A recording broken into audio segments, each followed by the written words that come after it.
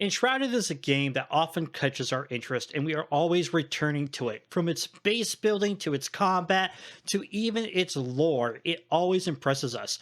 But the base building itself is actually one of the things that I love most about Enshrouded. Did I mention when you look at Enshrouded and think about its base building, what first comes to mind? Voxel building. It is the most I've delved into a game that lets you customize this much based on being I mean everything from being able to cut things out to the tiniest little square to being able to add different building blocks to the tiniest little square. You literally have almost endless options with your base building, and you kind of just limit yourself with your own creativity. I mean, speaking of the base building system and you kind of comparing a little bit to Minecraft with your blocks, what I love about the voxel system is it meshes the blocks together and kind of makes them more seamless. You don't get that pure, like, okay, I put a stone block in the middle of this grass field. I can tell there's a stone block there. This kind of makes it, yeah, you can tell there's a stone block there, but if the grass is around it, it's one single, piece of voxel. It doesn't look as obvious. And I love that fact about the fact that they use that voxel system where they make the textures and the blocks kind of merge together enough to have that overlap. Like if you put stone next to a dirt path, you can see the stone kind of like it, the stone path is a little bit dirty from the dirt path. And it kind of makes it feel very organic, like that's been there for a little while. And that actually brings up the next thing that I love about Enshrouded Space Building. It's the overgrowing tool and the decay tool. I have more experience with the decay tool than I do the overgrowth tool. I've used them both, but I've experimented on more varying blocks with the decay tool.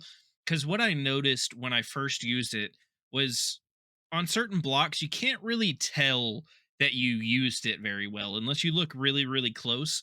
But what I did notice, and something I thought was cool, is some of the texture blocks you put down have, they have like a border at the bottom, kind of like a what you would see in a house with trim or whatever. When you use the decay tool on that trim, you'll notice that trim start to disappear. So you can kind of add texture and wear and tear to your walls that way. And that's where I notice you see it a lot more. But it's literally there to do what people were already doing by using the voxel system that we were talking about earlier and cutting out small chunks and putting in a decayed texture or a rough texture of a certain material. Now you have this wand or staff or tool that you can do all that at once with, so you're not having to cut out this little brick here and put a broken piece here and this little brick here and put a broken piece here. So you can apply it to like maybe some sharp stone edges and get that kind of like rounded weather look to them. But it also is very useful for using on NPC buildings. Because in Enshrouded, that's part of the base building system is you have to build houses or places for your NPCs to live. They need roof over their head, they need shelter, and then you could put the items that are related to their craft around them with some decorations if you want to. But what I'd like to do is I like to build their house and I go in with the weathering tool and I like to make it so, right outside their house, it's a little bit weathered, maybe around the edges of the house, like near the grass, there's a little bit of weathering. Maybe, some of the planks inside their home or whatever, if I build the floor out of wood, which I normally do, you add kind of that weathered look to it. Hot tip for NPCs is something that you kind of brought to my attention, because I was struggling with my NPCs wandering around. Is the idea that you have of building separate houses or even just separate rooms in a big building for your NPCs and setting that NPC to that room? Great idea for building and for setting up a village or even just a makeshift base. Now, I think what's important here is to talk about decorations aren't useless. And what I mean by this are they are and they aren't. They are because they're pretty and they add to the aesthetic. But where they come in beneficial is if you build yourself your own home and you make yourself a stone fireplace and put a bed next to it, the more things you put in there and the more things you do to make it visually appealing to you, and mind you, you could just shove a bunch of things on the wall and call it good, but it adds to the comfort level. And the higher your comfort level, the higher and longer your rest time stays. And your rest gives you bonuses to your stamina recovery, your attack damage, and a bunch of other little things. So it's always good to have a higher rest timer.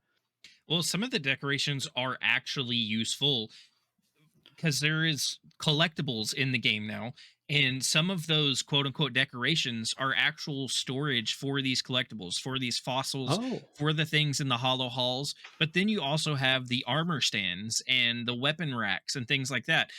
I love the armor stands. They have the different poses and stuff. It's just so fun. I'm sorry. Well, it kind of fits with what I'm saying because I'm always filling up all of my storage chests in my base. I never have enough storage. I'm always having to build more storage chests.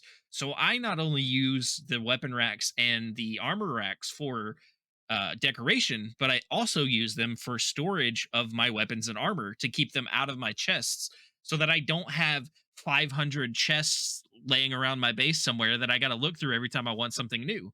The other thing I think we should mention is there are so many different kinds of building blocks. Like, we're going to be showing you guys a graphic that I found really cool on their wiki showing how all these building blocks look in different things. If you ever 3D printed, this is kind of like the benchy kind of version for Enshrouded, but they show all the different types of materials that you can build in this design, and it's awesome looking. And what I love about the materials that you find in Enshrouded is it's a full progression system. Now, once you beat the game, or rather gone further in the game to the point that the content has kind of dried up, you kind of most times have most of them. But there are ones hidden around that you may have easily missed, gone over. Like yesterday, I was playing the live stream and I found out that there is a bricked timber material. Thank you for your support. Please consider subscribing. And if you would like to support us more, you can become a member for as little as 99 cents a month. Details are in the description below. Some of the building blocks are locked behind NPC quests. The NPCs will tell you Hmm. where to go find them. And there's so many things you can do with the building blocks. You know, some of my favorites, I've used a lot of just the regular stone, but I the other day I decided I liked the look of this polished stone block. So I've started Ooh. taking my actual like cobblestone blocks down and putting polished stone in its place. And we talked about it earlier about how Enshrouded kind of with the voxel building kind of meshes the textures together and things like that. The process of taking down the cobblestone blocks and putting in these polished stone blocks is fantastic in the sense that I'm not taking a block out of the wall and putting the new block in and then having this weird gap between the cobblestone and the polished stone. It fuses those together. So your base still looks whole while you're rebuilding and replacing stuff, but it doesn't look like crazy weird or anything like that. And it's fantastic for me. One of the other blocks I really like is the skull blocks, the bone blocks, the ones that you can find down in the crypts and stuff. You can, again, there are so many building blocks in Enshrouded. And the community is always inspiring other community members. Like in Enshrouded, it's always highlighting them. I know we talked about this before about how Enshrouded really praises their community, does these building competitions, really showcases what people are able to do. Because again, in this game, you can make amazing things. Like there was, I don't remember exactly what they built, but they, like a team of 7 people, spent well over 70 plus hours making this really cool stuff. And the Enshrouded team was all like, hey guys, look at this amazing work. Look how awesome this is. They have a full Discord channel dedicated to this. And it's just so much fun to actually be part of. I think, honestly, Enshrouded's base building is kind of a great kind of comparison and what I like to see when it comes to freedom and control in base building.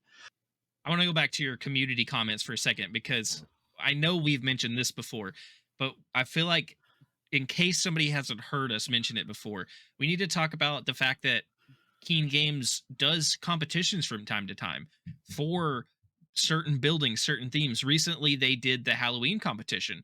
They actually put an entire section in the game, like a hall in the game you can go find to honor the winners of that competition. That's how much they encourage their community to experiment, to explore, to be creative, to build an Enshrouded. And that's just going to get even better as we go along. I personally love the building system in Enshrouded for the fact that It is very complex in the sense that you can build to the smallest block because of the voxel building, but you don't have to get that complex if you want to build a base. If you just want to throw something together so your NPCs have shelter, you can build just a big square room if you want to do that. Or you can go through the process of building a big village. And it's fantastic because there is a lot to it, but it doesn't feel like it's bogged down. I think all of the points that you made today and the points that I've made today have just been spot on about why Enshrouded's base building is just so awesome. Now, staying tuned, folks, because our next episode is going to be about base building in a different game. Because this next month, we're going to be focusing on the base building and survival games and really getting into it. Thank you very much for watching The State of Survival. Join me in thanking and welcoming Dimension 119 and Red Falcon for always being behind the scenes and helping me run the podcast. To talk for now. See you in another dimension.